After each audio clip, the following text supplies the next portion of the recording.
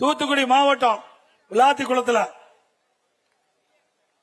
பாத்தீங்கன்னா பள்ளி மாணவி பள்ளிக்கு சென்ற பொழுது வீடு திரும்பல, அத பாலியல் துன்புறுத்தி கொலை செஞ்சிருக்கிறாங்க.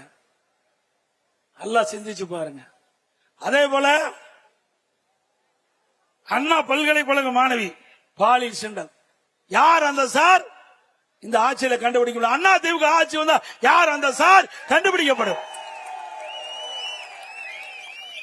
மதுராங்கத்தில் இருசக்கர வாகனத்துல சென்று கொண்டிருந்த பெண்மணியை கடத்திக்கிட்டு போய் பாலியல் சீண்டல்.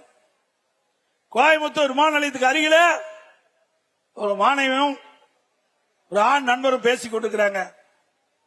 காம கொடர்கள் அங்கே சென்று அந்த பெண்மணியை பாலியல் சீண்டலுக்கு உட்படுத்துறாங்க. இப்படி பெண்களுக்கு பாதுகாப்பு இல்லாத ஒரு சூழலை தமிழகத்தில் நிலவிக் கொண்டிருக்கிறது. இன்றைய தினம் தமிழகத்திலே திராவிட முன்னேற்ற கழகம் ஆட்சிக்கு வந்த பிறகு 6999 போச வாக்குகள் பதிவு செய்யப்பட்டிருக்கு சொன்னால் இந்த ஆட்சியிலே சிறுமிகளுக்கு பாதுகாப்பு இருக்குதா என்று சொல்லி எண்ணி பாருங்க. 6999 போக்சோ வழக்குகள் பதிவு செய்யப்பட்டிருக்கு சொன்னால் சிறுமிகளுக்கு இந்த ஆட்சி என்ன பாதுகாப்பு கொடுத்தது என்பதை எண்ணி பார்க்க வேண்டும். 2.5 வயது குழந்தை கிருஷ்ணகிரியிலே இன்றைக்கு பாலியல் சீண்டலுக்கு ஆளாக்கப்பட்டிருக்கிறார். இப்படி ஒரு மோசமான ஆட்சி,